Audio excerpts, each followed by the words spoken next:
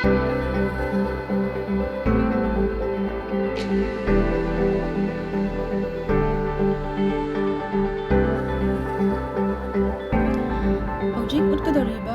asi 128 by 64 pixel gi OLED display asi sizinaraga picture display to handoi ni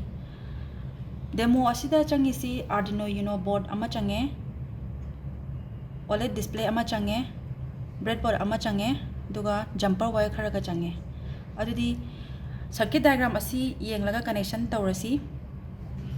the breadboard se lawre breadboard sida koina OLED display se hana hapani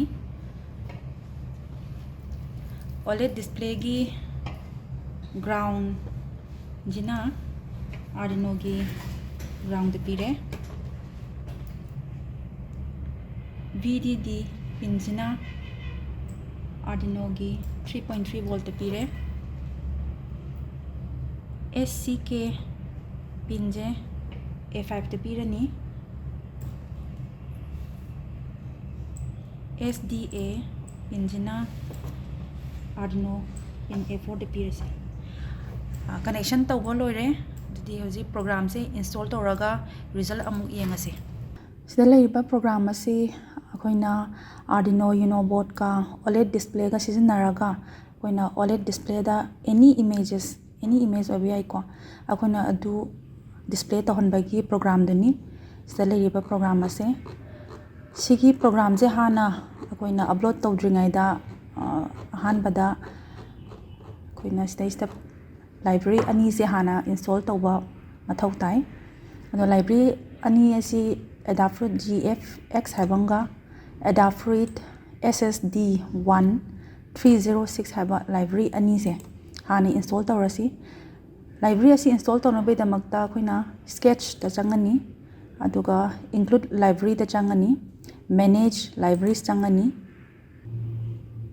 okay stage da kuina search tawbirani ka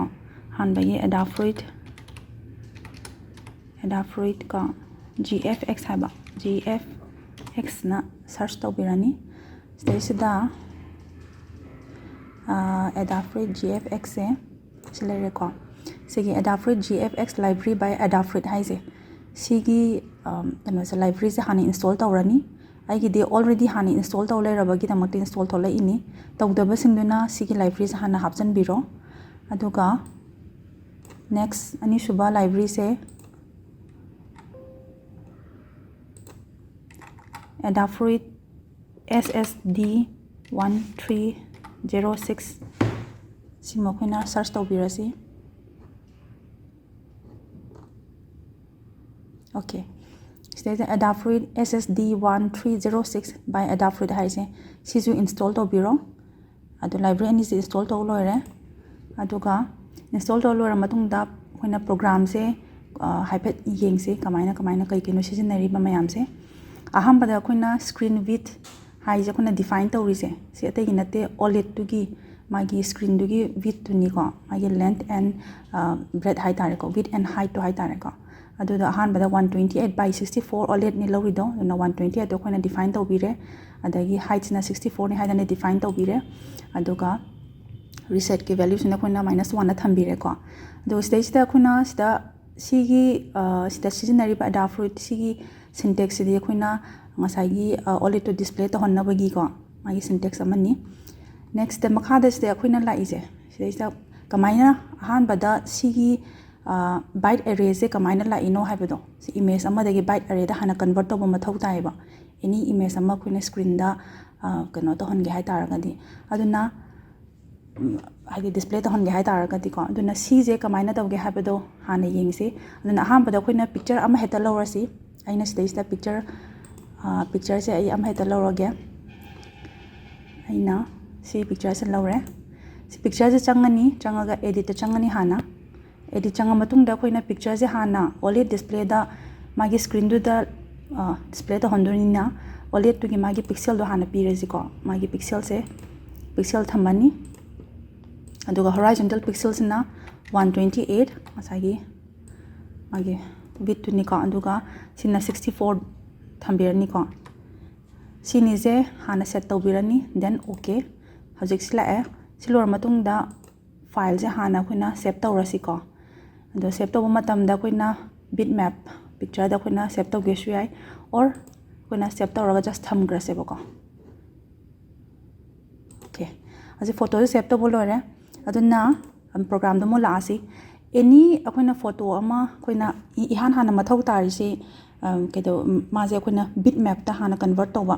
byte array da hana convert tawba mathau tai ko adu conversion ki damak ta koina tool ama khak season nai stage ta ko google da search taw biro sida koina tools nai ji image cpp haina search taw birani aduga stage ihan hana sida thole iba masagi image to cpp haibase sida changani sigi keno se atai nate si koina any image ama do koina byte array da hana convert tawbagi adugi seasonable tool amani ko atopa tool mayam su lei ai gena de season rage ado sigi tool sida ahambada kadawni stage da koina choose file hai sida hana changani choose file da changaga masai akoina convert tawgiba pixel da onthokiba photo do adu do koina lobirani ko si leire akoina photo se lore koina select tawre then stage da si atai amta change tawai mathau ta de photo samai la ani si photo da koina brightness angle hange handa hange ha badudi koina stage da brightness handa hange ha badudi sida ya koina change tawrani ko sida ina si brightness se thamage aduga si code output format se Arduino code tam thamirani aduga koina stage da code se generate tawrani sigi byte array code ne ko koina program da hap toisi sigi je pra koina haidi copy tawbiraga si copy tawbirani aduga stage da program stage da koina stage happy sineba copy tawraga ana paste tawrani same thing atopa any atopa image mayam ko display to han bayai adu mayam ji chamana ba processes naraga koina any image ko koina byte da hana convert tawrani ko tore haji program da mula asi haji maina aina lori si image ahum ni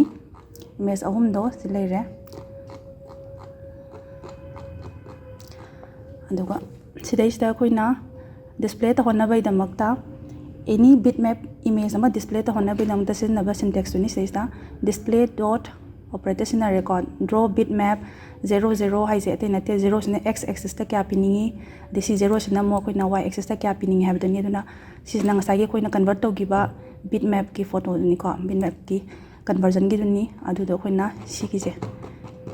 je lobirani sigi je characters lobirani ko silauraga sisna ngasagi OLED ki magi width ka magi height ga ani makto ibirani aduga magi color do na white thambirani aduga mathangda aina image te ahum ni aina display ta hondu jaiduna ahan bagi image mi display tawar mathungda adum display dum clear tawu mathau tare aduga mu aina pi rise 2 second delay pire to pa delay mayam pi biare ko 2 second pigira 3 second pigira meaning be pibiro stage ta aduga mu chamana na mu atopa image tu gi mu same syntax naraga mu siznare smaina tawdana sigi OLED display da akoina any picture ama image ko akoina display ta honbagi program stage ta loire program se loirabana program se akoina mu upload tawrasi upload tawdringai da hana tools se changani board selection tawbiro duga tools ama changaga board selection tawbirani ai stage ta port che com 14 Arduino Uno port chini degi board selection su loire degi board selection su loirabanina hoji program se upload tawrasi program install tawba loire ado hoji result mo yengasi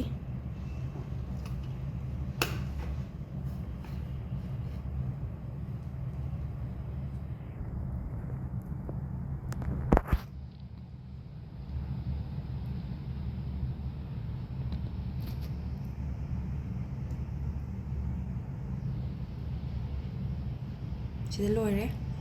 program se